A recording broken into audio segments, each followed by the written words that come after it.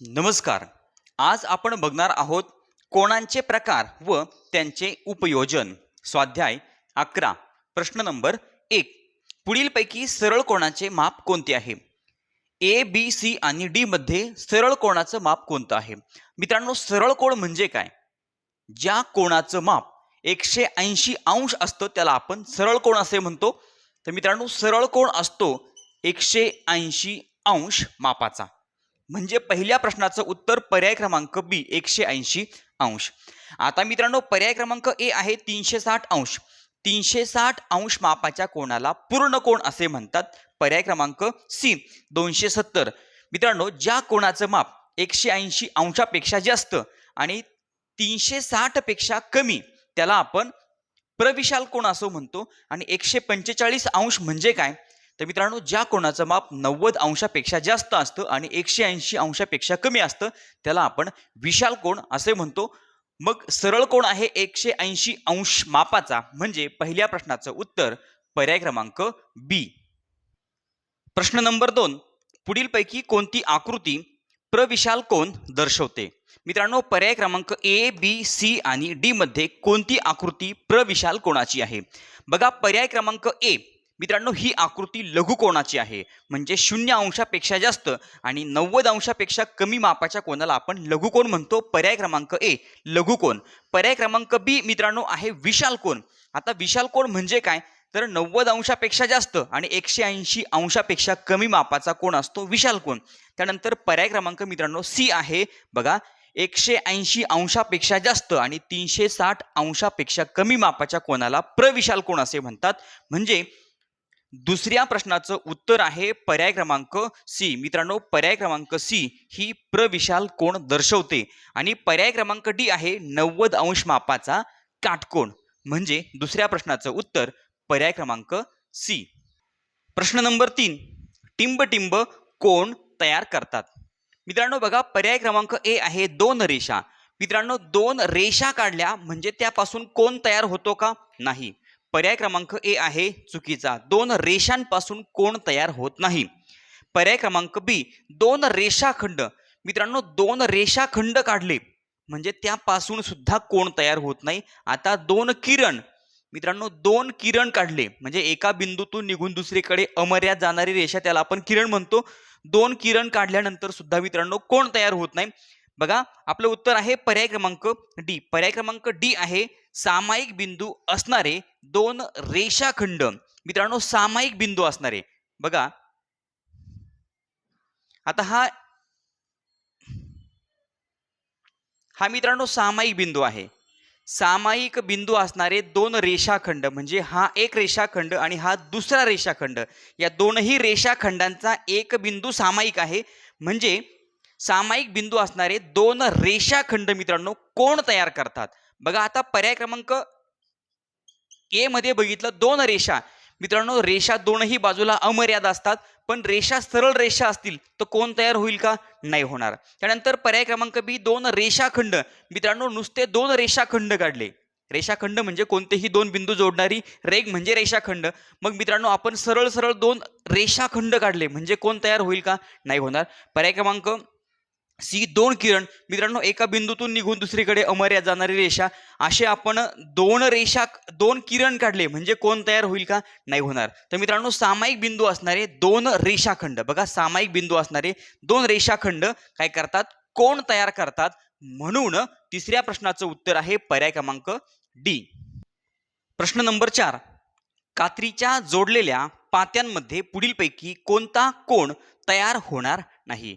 मित्रांनो, कात्री. बघा, अशी आपण जर कात्री काढली तर मित्रांनो या कात्रीच्या पात्यांमध्ये पुढीलपैकी कोणता कोण तयार होणार नाही? तर मित्रांनो, प्रविशाल कोण तयार होणार नाही. प्रविशाल कोण काय असतो? तर मित्रांनो, 180 अंश मापापेक्षा जास्त आणि 360 अंश मापापेक्षा कमी. म्हणजे मित्रांनो, कात्रीच्या 2 पात्यांमध्ये प्रविशाल कोण होणार नाही. कात्रीच्या 2 पात्यांमध्ये मित्रांनो लघुकोन होईल, काटकोन सुद्धा होईल आणि विशाल कोण सुद्धा होईल. म्हणजे चौथ्या प्रश्नाचं उत्तर आहे पर्याय क्रमांक ए. मित्रांनो, प्रविशाल कोण कसा असतो? तर या ठिकाणी आपण बघू शकतो हा मित्रांनो प्रविशाल कोण आहे. म्हणजे कात्री एवढी सरळ कोणामध्ये जाऊन पुन्हा आणखीन ती कात्री पुढे जाणार नाही. म्हणजे या प्रकारचा कोन, कात्रीचे दोन पाते मित्रांनो आपण जास्तीत जास्त किती लांबू शकतो, तर मित्रांनो विशाल कोनापर्यंत लांबू शकतो. कात्रीच्या दोन पात्यांमध्ये 180 अंश मापाचा सरळ कोन सुद्धा होणार नाही. म्हणजे लघुकोन होईल, काटकोन होईल, विशाल कोन सुद्धा होईल, पण प्रविशाल कोन होणार नाही.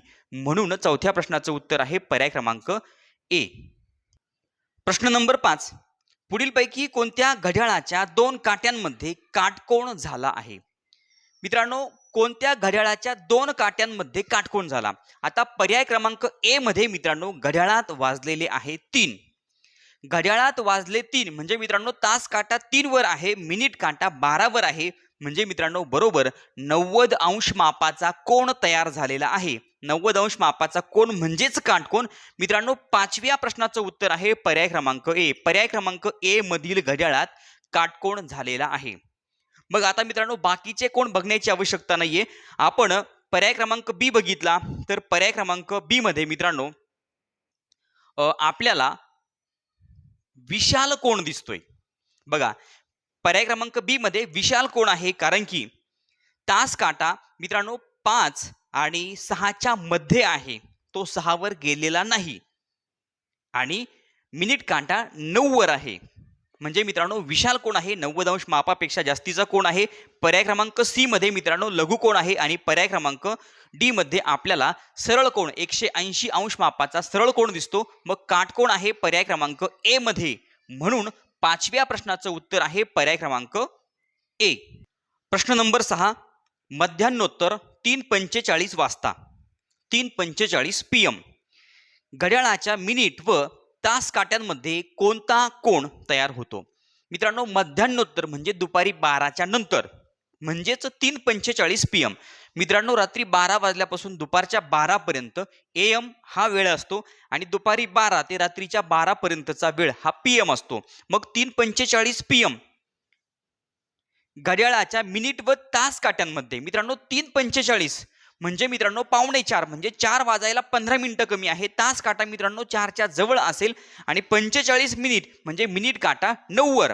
तर मित्रांनो कोणता कोन दिसतोय, तर मित्रांनो हा आहे विशाल कोन. म्हणजे 90 अंश मापापेक्षा जास्त आणि 180 अंश मापापेक्षा कमी असतो विशाल कोन. म्हणून 6व्या प्रश्नाचं उत्तर पर्याय क्रमांक सी.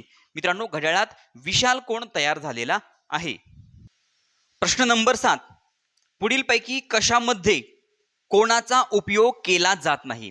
मित्रांनो कशामध्ये कोणाचा उपयोग केला जात नाही. बघा आता दोन रेषाखंडांमधील वळणाचे प्रमाण.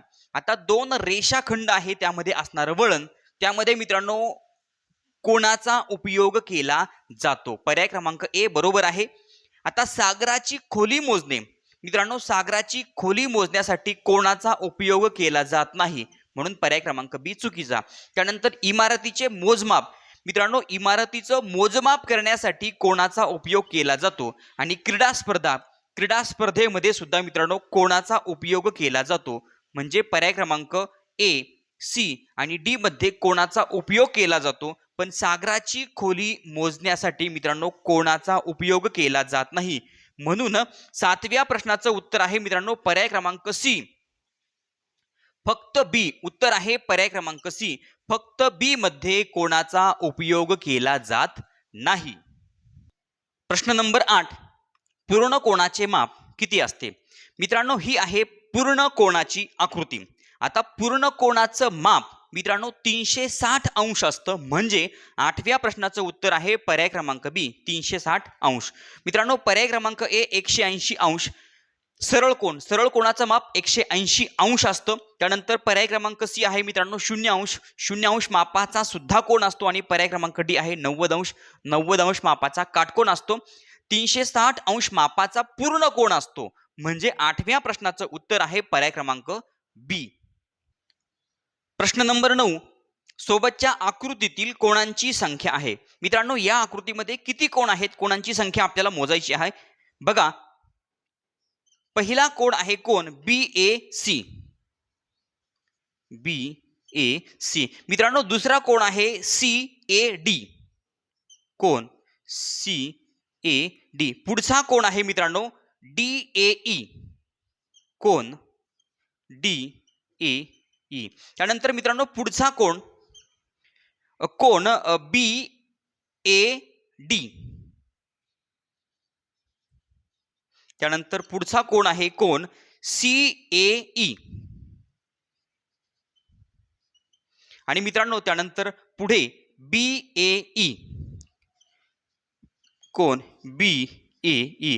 म्हणजे मित्रांनो कोणांची संख्या झाली 1 2 3 4 5 आणि 6. 9व्या प्रश्नाचं उत्तर आहे पर्याय क्रमांक डी 6. मित्रांनो या आकृतीमध्ये कोणांची एकूण संख्या आहे 6. उत्तर आहे पर्याय क्रमांक डी. प्रश्न नंबर 10. सोबतच्या चौकोनात किती कोण तयार झाले आहेत. मित्रांनो या चौकोनामध्ये किती कोण तयार झालेत बघा. पहिला कोण मित्रांनो हा पहिला कोण. त्यानंतर हा दुसरा कोण, तिसरा कोण. त्यानंतर मित्रांनो हा चौथा कोण, पाचवा कोण, सहावा कोण. आणि त्यानंतर मित्रांनो बघा हा आहे सातवा कोण. आणि मित्रांनो हा आहे आठवा कोण. म्हणजे या चौकोनामध्ये एकूण 8 कोण तयार झाले आहेत. 10व्या प्रश्नाचं उत्तर पर्याय क्रमांक डी 8. विद्यार्थी मित्रांनो या ठिकाणी स्वाध्याय नंबर 11 पूर्ण झालेला आहे. यानंतर पुढचा स्वाध्याय म्हणजे शेवटचा स्वाध्याय आपण पुढच्या व्हिडिओमध्ये बघणार आहोत. चॅनलवर नवीन असाल तर चॅनल सबस्क्राईब करा. व्हिडिओ आवडला तर लाईक करा, कमेंट करून कळवा आणि आपल्या मित्रांना, आपल्या मैत्रिणींना व्हिडिओ शेअर करायला विसरू नका. धन्यवाद.